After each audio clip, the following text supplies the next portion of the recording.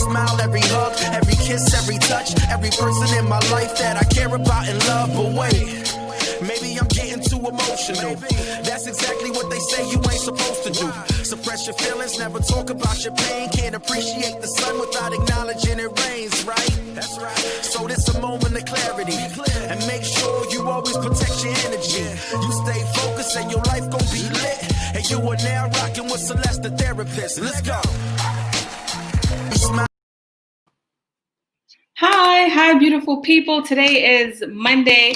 If this is your first time watching me or you're watching me on the replay, thank you so much for watching me. I truly appreciate you. I come on and I talk to people who are doing things to empower the lives of others. And the whole goal behind me doing this is to help you kind of shift the way you think. I feel like a lot of times we get really stuck in our thought process and we don't know where to go. But I think there's so many people out in this universe that are doing so many amazing things. And it starts to let you know that you're not alone. So I talk to people that are dealing with different things and who have been through different things. And they come on and they share our story. So I have a really special guest. But before I bring my guest on, I just wanted to tell you about this community that I started. So Shifting the Way You Think is a 3-month membership-based community that's going to restart in January. And this is a community where we are utilizing this book called Healing the Inner Child to work on understanding our inner child and also creating mindfulness and ways to cope with the things that we are finding ourselves struggling with. A lot of times the lens that we tend to look at life under is our trauma lens. And so because we look at life from our trauma lens, unfortunately, we find ourselves feeling like we're reliving the trauma over and over again without understanding, like, how do I get out? And so a lot of times people will say, like, you know, this is just the way I am. This is just the way life is. But I'm a firm believer that life doesn't have to keep being this vicious cycle of pain. And I always tell people when we run away from suffering, all we do is continue to allow the suffering to continue, right? When you're running away from your fear, your pain, what's happening? You just stay in a cycle of fear and pain. But if you actually start to face that fear and pain and face that trauma, you're actually going to start to have power over that trauma. So I'm sure my amazing guest can attest to that. I'm going to add her on to the stream. Her name is Iva. Yes, the entire time I'm like, yes. So I can completely relate to everything that you just said. Yes. Yes. So I have the amazing Iva on, and I want you to tell people what you do. So hello, everyone. I'm Iva M. Ballou. I am a motivational speaker and a confidence coach, specifically for those who are affected with a cleft palate or cleft lip. For those that do not know what a cleft lip or palate is, it's actually the highest birth defect. 1 in 700 babies in the U.S. are born with either a cleft palate or lip.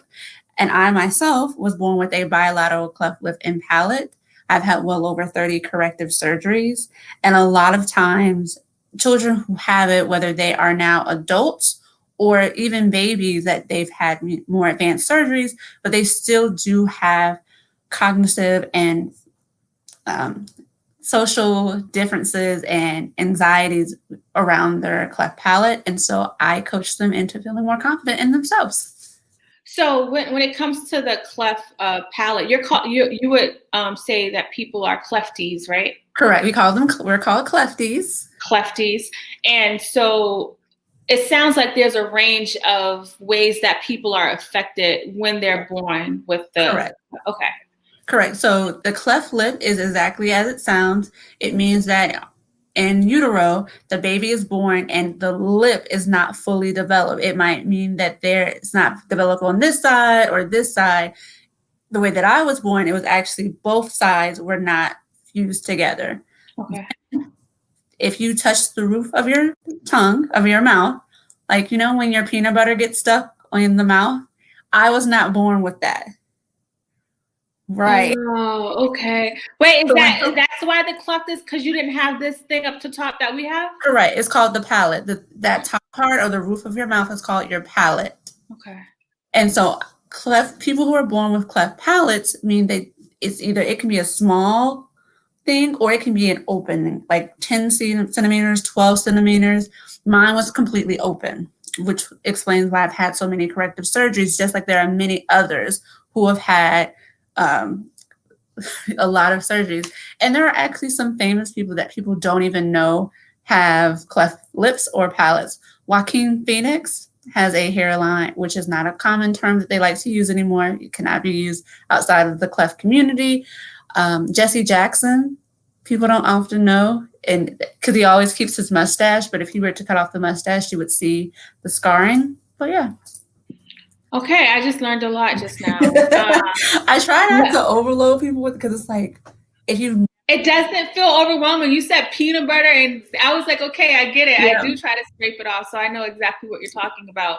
Now, you're born and you have all of these surgeries, Yeah. and there's this physical aspect that people can see, right? Everybody has... What's your tagline? Tell people what your tagline about disability. So my tagline is, everyone has a disability, just those born with a cleft palate is more visible, but everybody has a shortcoming in some way, whether it be internally or externally. Right. You have something that you're trying to overcome.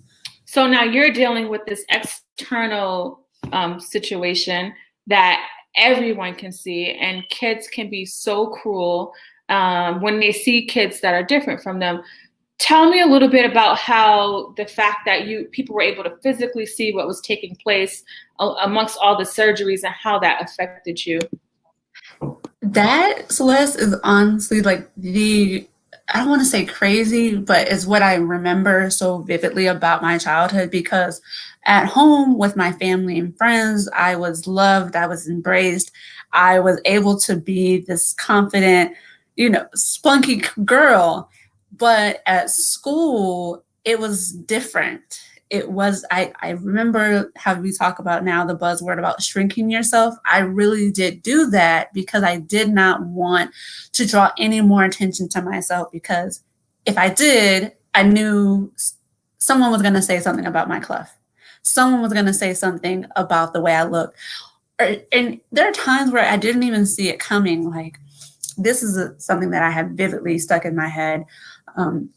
Coming back from a band recital, because my parents were very much like, you are going to do everything else that a normal child will do. So I played an instrument. I played the flute, not well, but I played it. And so I'm coming back from the band recital, and I'm walking down the hall, and there are 2 third grade classes on either side. And as I'm walking down the hall, they start laughing and pointing and just taunting me. And you have to think, I'm in the 5th grade, so I'm 10? That is a hard thing for a child to do. And I can just remember, Iva, you were upset, you don't cry, but you're picking and you're laughing at me about something that I have no control over. I have no control over that. Just hearing that story, I mean, I know that was one of many stories that you had to deal with. And from what you're saying, at the home, you actually had the opposite, where your parents actually embraced you, loved you, and told you can do anything anybody else can do. Just whatever's going on, you got this, right? Yeah. Do you feel like that helped you endure some of the trauma that you had to go through during that time? Yes, I actually just talked to one of my parents the other day, because her child it's very similar. She's like, at home, she's very confident. She's very, very confident because that's what they're instilling in her. But she's like, at school, I think that she's a little bit more quiet.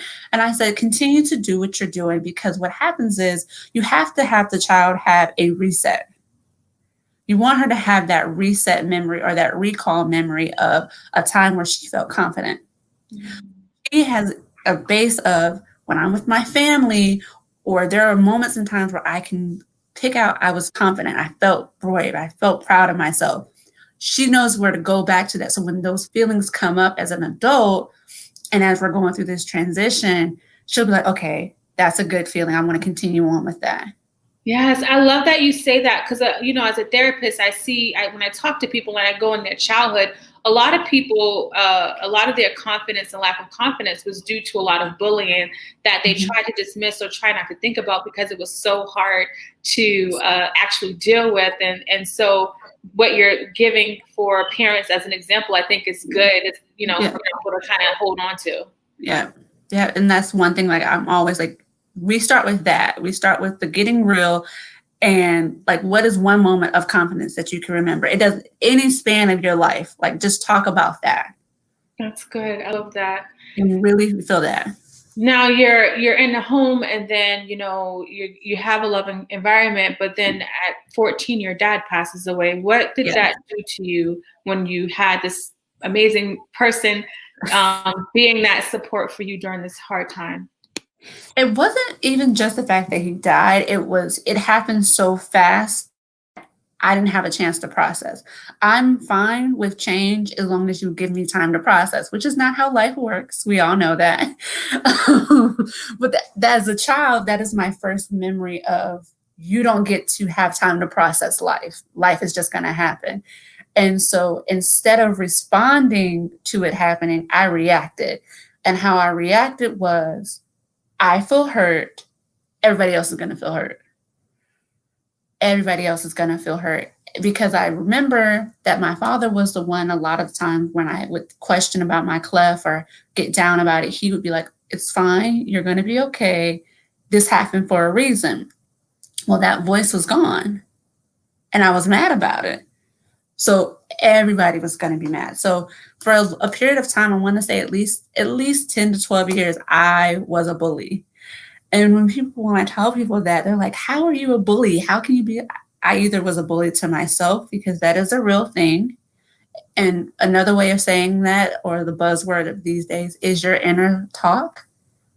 Listen to your inner talk. If your inner talk is always telling you negative stuff, you're being a bully to yourself. No, that's good. Thank you for your transparency about that. See, that inner you went from being bullied to the bully, and you had a lot of experience on how to become a bully if you've been bullied most of your life, right? Exactly. I knew exactly what to do. I knew how to get you. And I would say how I was a bully to other people was, I would purposely gaslight you. And the one way that I would do it was, I would say something, and I would know that the one of the only real comebacks that you would have would be my clef. But it's like, you can't call my clef because I have a disability. And I'm like, that is manipulative. You can't do that. You cannot. Now, knowing what I know about what a bully is, I'm like, that you can't do that. You can't do that. Wow, so you have experience on both ends. Now, I really want to know, what was that pivotal moment? Because now you're out here trying to help people. So how did you go from being a whole bully to helping people? Like, what was that moment for you? It was when you were doing your introduction and I was shaking my head, you said something, that shift of your thinking. When I turned 26, 28, I remember really just wanting to prepare for 30. I don't know why, but I don't know. All growing up, I had always heard about 30 is the year. 30 is the year when it all comes together. So I was like, okay, again, remember, I don't mind change if I have time for prepare. So I'm like, okay, I got to prepare. And so I started to assess like where I was, how I was. And one thing that I realized is like, if I were to die tomorrow, I don't know if I would like what people would say about me.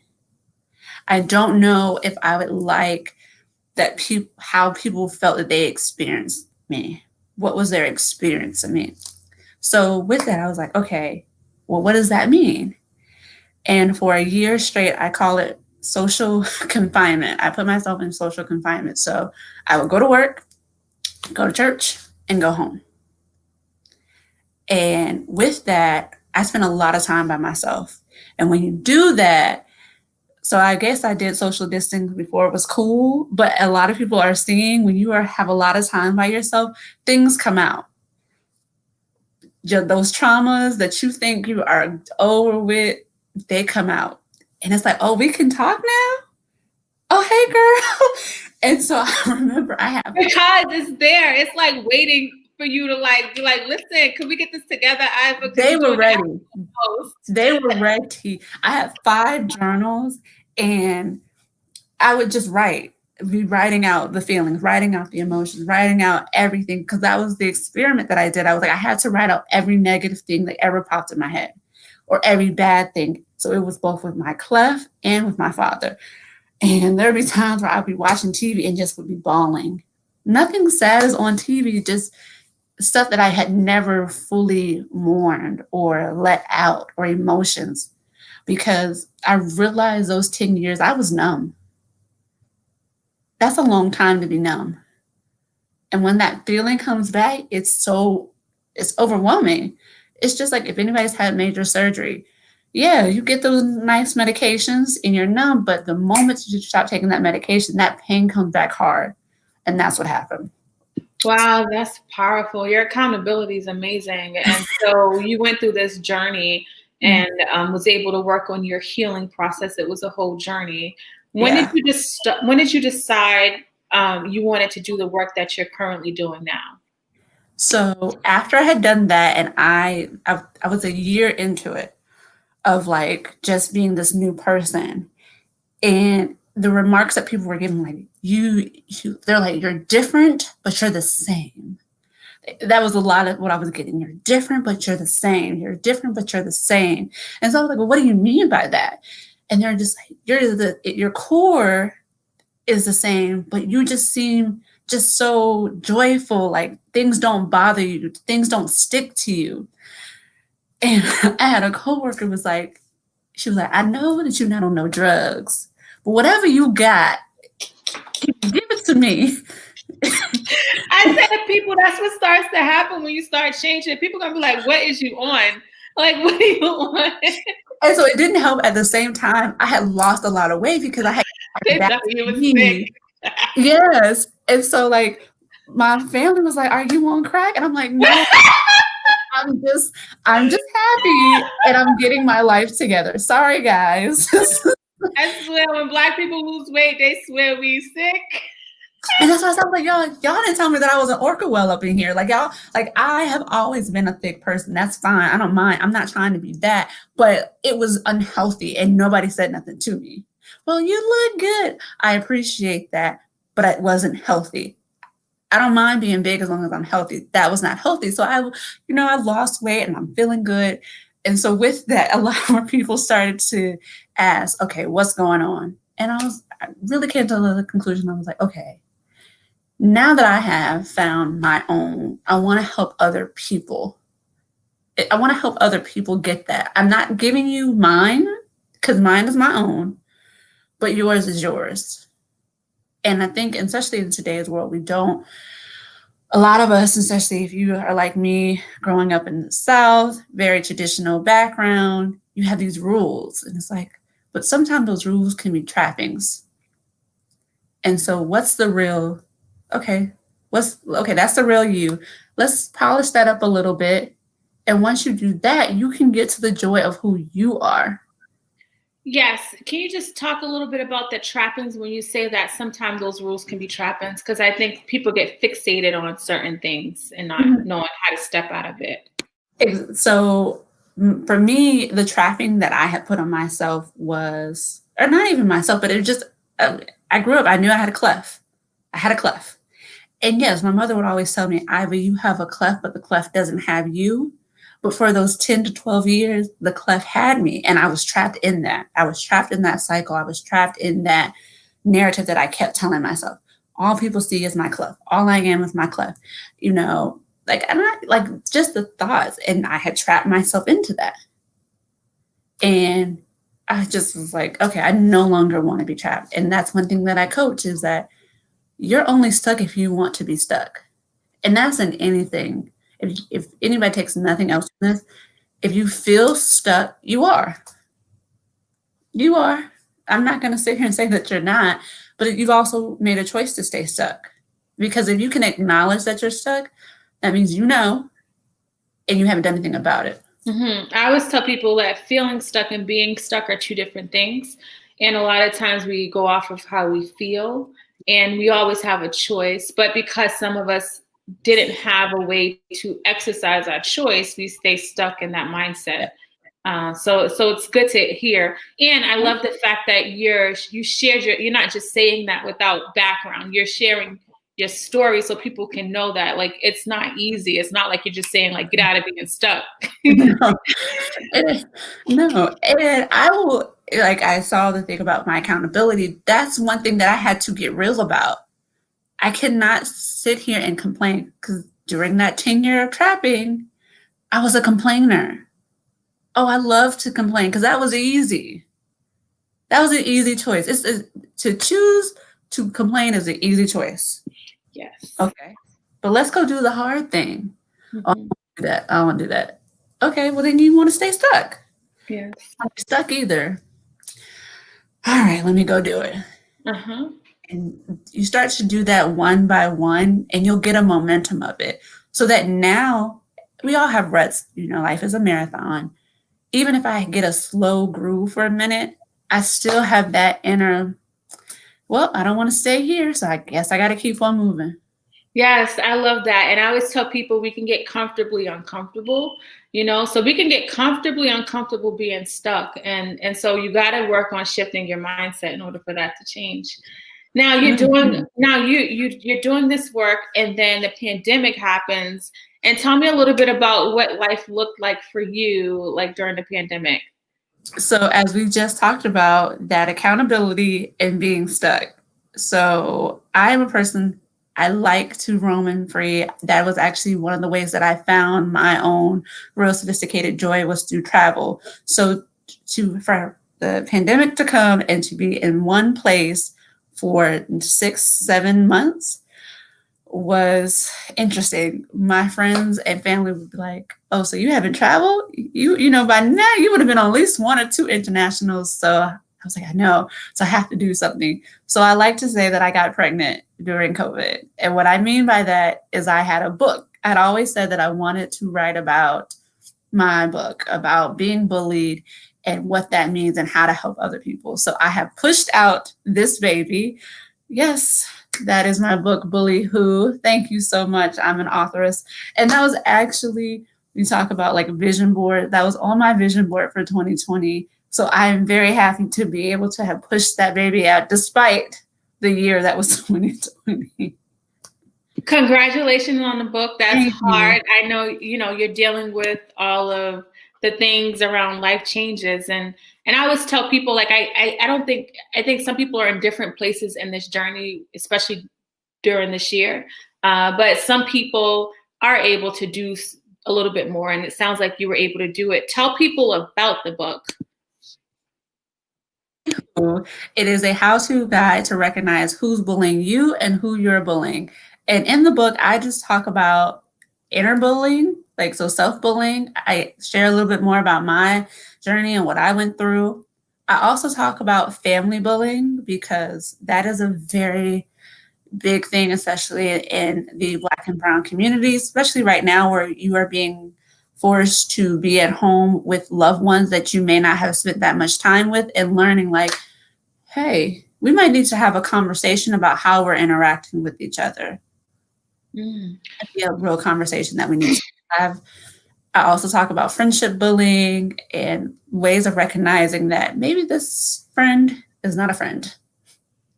This is huge. Like the inner bullying, to just start with, is something I always tell people.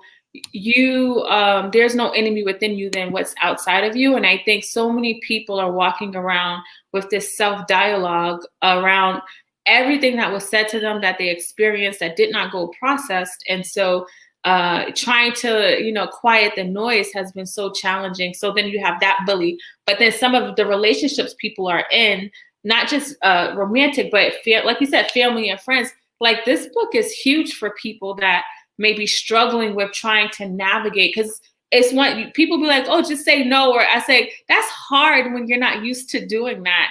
Do you kind of help people like dissect that part, so it's not just like, just say no? I do, because I talk about that in the book. I used to be a big ghoster. I would be the first person, because it was hard. My natural self, I don't like conflict. I'm not a confrontational person.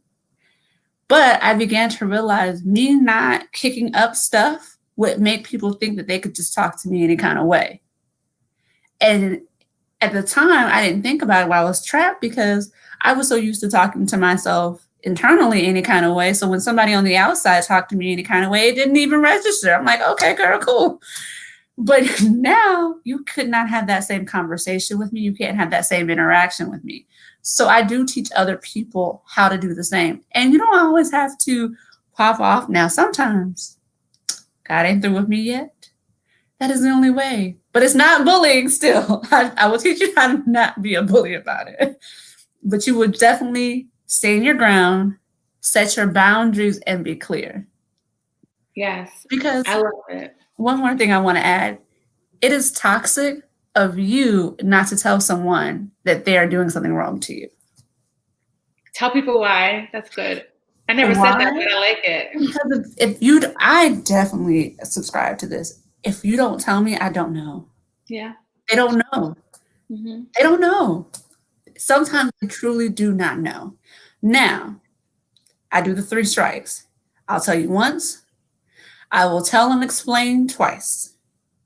Third time, there's nothing to say.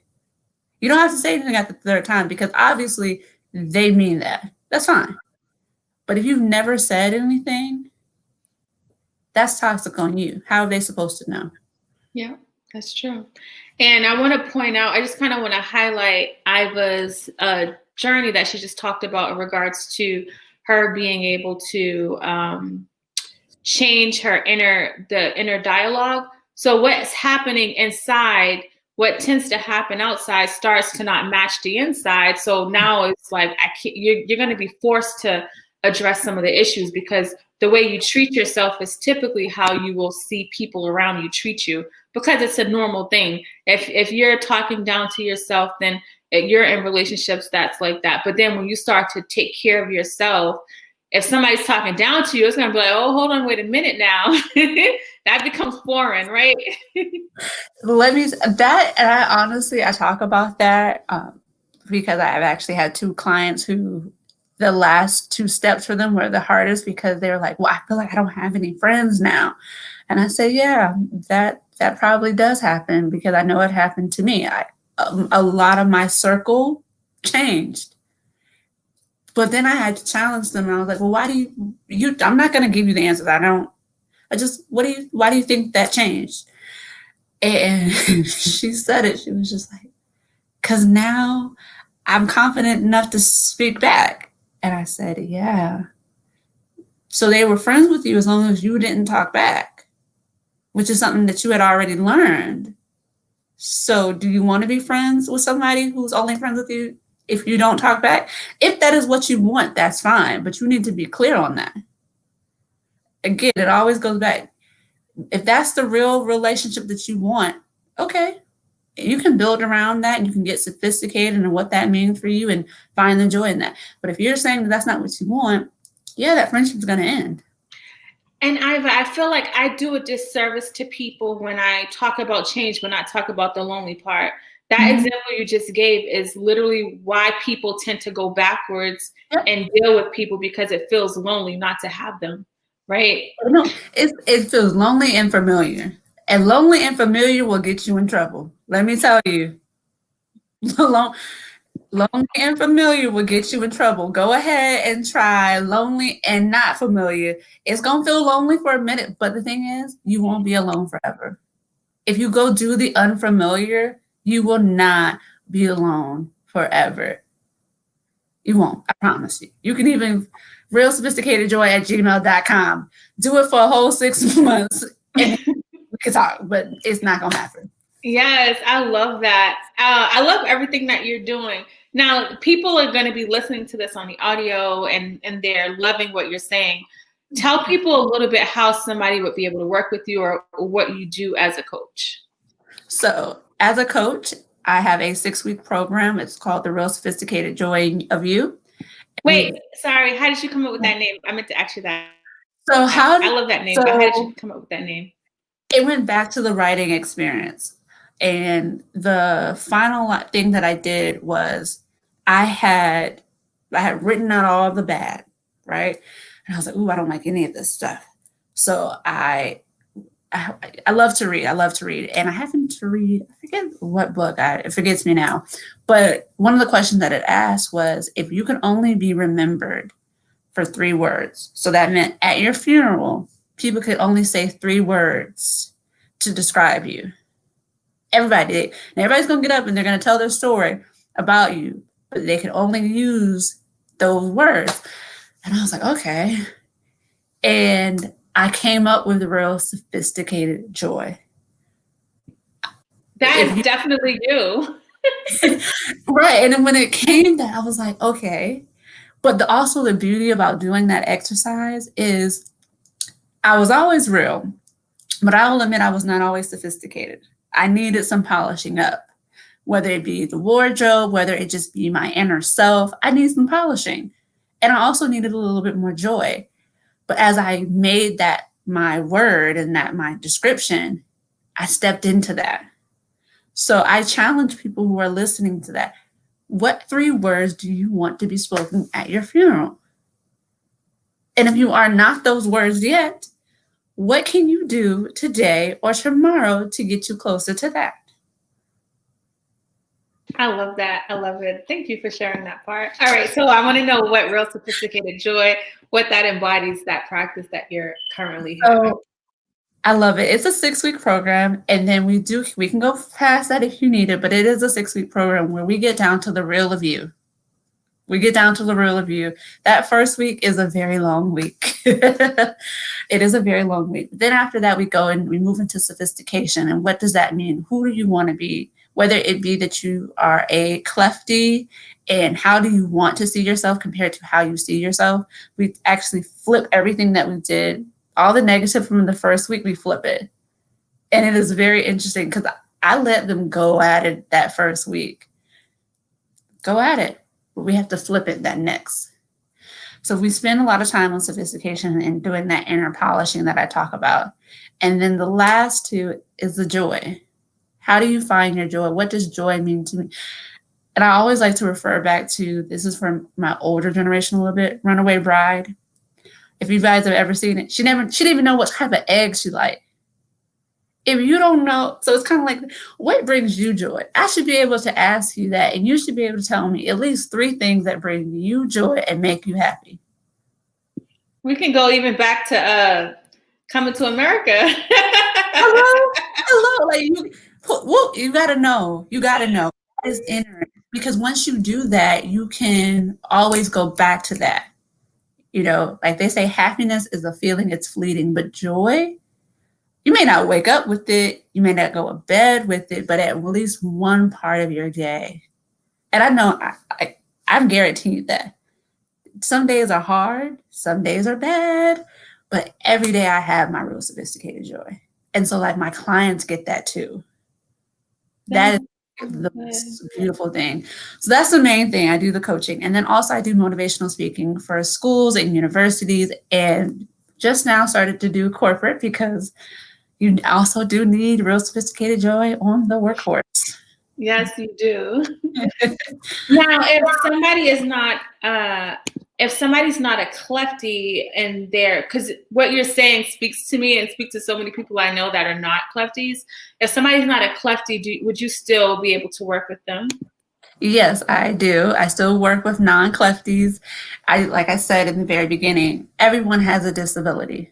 Yours just might be internally.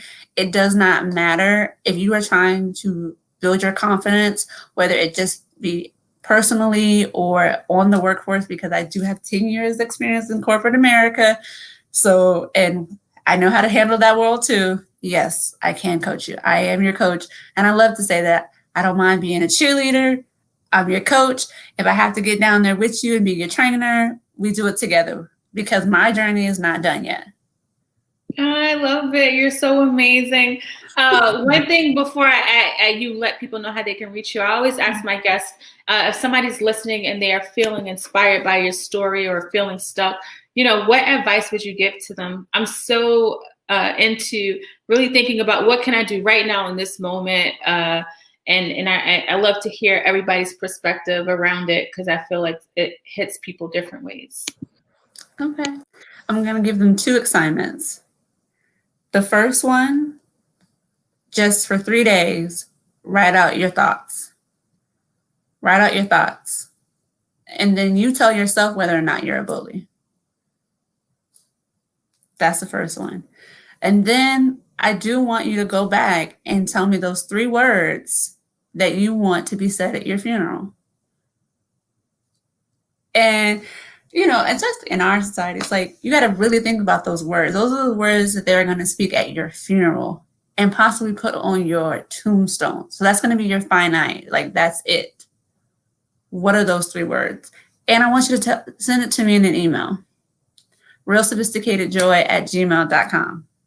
Those are your 2 assignments. Write out your inner thoughts for a whole 3 days, and you tell yourself if you're a bully. I'm not going to say yes or no. You tell me, like, yeah, girl, I'm a bully. No, I'm not. Fine. And then tell me the 3 words that you want spoken at your funeral. I love it. And the power in that is self-awareness. And when we become self-aware of what's happening, we start to gain control. But a lot of us are on autopilot. So in sessions, I hear people talk and I say, you know, you just said that, and they don't realize it. But I'm like, imagine how much you're saying that in your head over and over again. And the thing is, once you do that, because I'm not going to sit up here and say that I still don't do it. You do. You're human. But you hear it and you're like, that ain't even true. Like, and now it's funny. Or when someone does say something, because I will admit, even still at 32 years old, I still do have people who might see me and say something about my clef and like will be like, oh, she's ugly. And I'm like, girl, you lying. When I was younger, that would have sent me on a spiral for a whole week. But, you know, that's because I now have my inner voice. My inner voice is no longer a bully, so I don't. And also, I've noticed that bullies can't come to me like that anymore. Like, and I'll talk about that in the book. You don't realize how much you make yourself a great victim to a bully if you are already bullying yourself. Yes, that's good. And what you're doing with teaching people these methods is really getting them back into the driver's seat of their life. Because a lot of people don't even know how that starts. And I think it really starts with us. And I think that a lot of people can't even recognize the fact that they're a bully. And so, like, kind of when we get to that aha moment, and then you start to realize it's not about the way Iva treats me or anybody else. I got to start treating myself differently, right? Yes, you will lose friendship. I do not want to leave here without letting people know that because I want you to know, because it's like you'll start to realize, oh no. But that's because you've allowed it, because that's what you're used to, because that's what you, and it's one of those things where people can tell it to you all the time about what you allow. People can only do what you allow, but it's deeper than just that. You allow it because you're doing it to yourself. I think that's the part that the silent part of the sentence that people need to say. You allow it because it doesn't seem foreign to you because you are already doing it. So once you start to cut that off of yourself, you will not allow other people to do it. Because especially us women, we like to say, my own daddy don't eat. Like, because I was even still like, my daddy didn't yell at me. So you're not finna talk to me crazy. My mama don't talk to me crazy. You're not finna talk. So it's the same thing. If you can quickly say that, you should also say, I don't talk to me crazy. So you're not going to talk to me crazy. But that Southern accent came out when you said it like that. You were like, listen, you brought it back to your roots. Because see that again, Celeste, when I made, like I said, I'm very honest and transparent. Real is in the front part of that. Real is up in there first, okay? That's right. I'm nice, I'm sophisticated, and I'm really joyful, but now I can stand firm. Don't try me. Don't do that. I love it. You are amazing. Let people know how they can reach you. And also, if this is an ebook, so they can get it right off the website? right off of our website of www.realsophisticatedjoy.com. And then there's also mugs right over here. You can get your Real Sophisticated Joy coffee mug. So when you spilling that tea, make sure you up with some Real Sophisticated Joy. And then also we have merchandise, which is the Real Sophisticated Joy t-shirt. And on the back, it says, "What if joy is my only metric of success?" Think about that. Yes, that's Joy good. is your only metric of success. I love that. Every day I measure my day. That's how I measure my metric. Was today a successful day? Did I have joy today? Yes, today was successful. That's good. You're redefining what success looks like and not taking it what society says it should look like. It's a completely different process. My quote is, this is my quote. So if you use this guy, you got to use my name. I will quote you. I promise. But success is for others. Being great is for you. Yeah. If I'm going to be successful, I got to have some joy in it. I got to do it my way. So yes, to others, I'm going to be successful. That's fine. You know, I'm going to be successful for me, but I got to look, that's going to be joyful. That's got to be, but that's going to make me great for others. That's good. I'm going to be great for other people. Oh, that's so good. Thank you so much for your transparency and everything that you do. I haven't had a person that came on to talk about bullying, and it's a real thing. I never thought about like utilizing, because the inner critic and bullying sounds like, man, I need to get my life together. I got to stop bullying myself. It's the same. And I talk about that in the book, because just like harassment, workforce harassment is bullying. Yes. So I appreciate you so much. For everybody listening to the audio, you can go to the show notes to find everything and to connect with Miss Iva. So Miss Iva, thank you. Thank you for having me, and thank you guys. Please do those assignments. They really will be like an eye-opening for you, and that'll be a great Christmas present to yourself. I know. I'm gonna get the book because I think it's gonna help me have some language around what you say just speaks to me, but this is like your specialty, right? Mm-hmm. So I feel like it's going to help me have some language when I'm dealing with my clients. So yes, because I don't want to give all the way, but I actually take references that everybody or most people know, and I'm like, oh, you know, that was bullying there. There are certain movie classics that you would never, like, you don't know, oh, that's bullying. So I break down what the actual definition of a bully is, so that way you can know. And by the end of the book, there was one review that I got.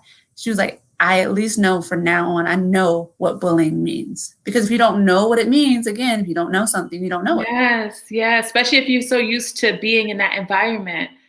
Girl, you already got one customer. I'm sold. I'm about to get this book.